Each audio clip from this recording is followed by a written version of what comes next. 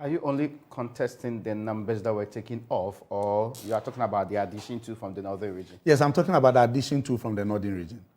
Because the final list that was submitted by the 3-member committee had 6 institutions for northern region. And in fact, the delegate list that were sold to us had 16, not 21. It was at the last minute that they brought those 5 under the excuse that they voted in the regional elections.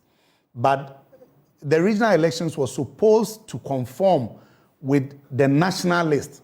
And so if the aspirants at that election did not protest and they allowed it to, it is not binding on me as an aspirant or a candidate for the national youth elections. At the time, they dismissed it and proceeded with the election. Exactly. They said that that's their decision. Anybody who didn't agree to it. Because I thought that was most unfair. We had a delegate list. We have all agreed. The Electoral Commission was ready setting up.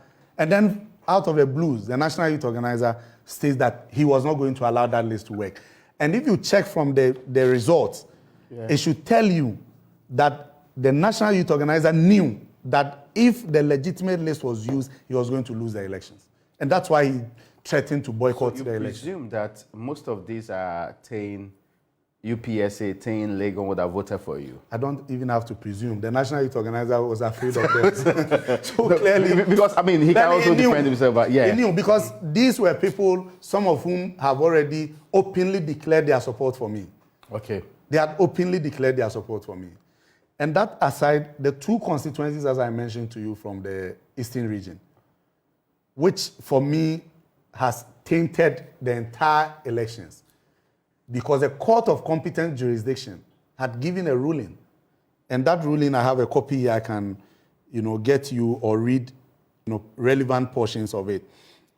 The incumbent youth organizer who had lost to his deputy, which deputy was supporting me. And so the one who lost was supporting George Opariado. Okay. They took the matter to court.